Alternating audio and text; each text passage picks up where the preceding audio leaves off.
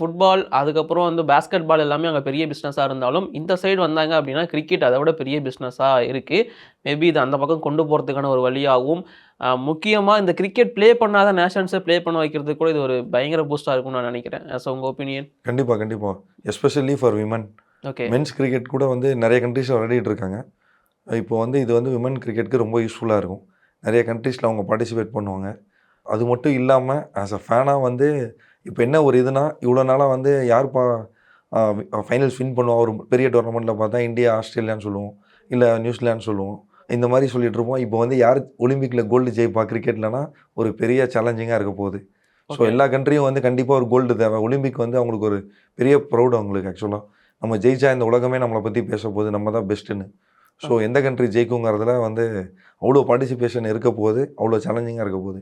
உண்மையா சொல்லப்போனா இந்தியாவுக்கும் கொஞ்ச நாள்ல கண்டிப்பா ஒரு சேலஞ்சிங்கா இருக்கும் மத்த கண்ட்ரீஸ்னால.